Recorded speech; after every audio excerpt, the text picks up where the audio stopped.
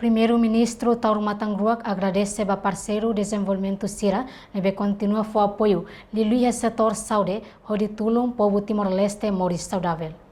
Primeiro-Ministro Tauro Matangruak ratounya agradecimento ne liu husinya intervenção cerimônia inauguração Centro Litotripsia no equipamentos apoio diagnóstico magnético Resonance Imaging e Hospital Nacional Guido Valadares Dili quarta-feira semanane. Primeiro-Ministro Tauro Matangruak considera governo Sina liu husinya embaixada e Dili Timor-Leste contribui ona equipamentos saúde pertinente, mas que hasoro dificuldade barak. Chinesa, né? Pela parceria médico Sirausi Hospital Guido Valadares, pela aula preparativa solto para que o hindi pela reunião, né? O de testemunha acontecimento, né?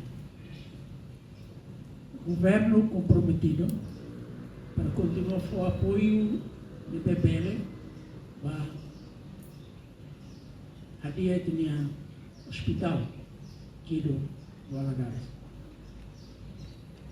Eu vou para que precisava, mas durante a minha noite, primeira prioridade para a infraestrutura.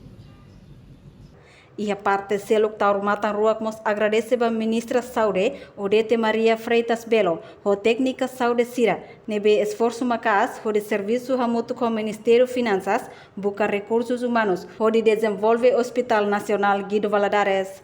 A reportagem Marquita da Silva, Televisão Timor Post.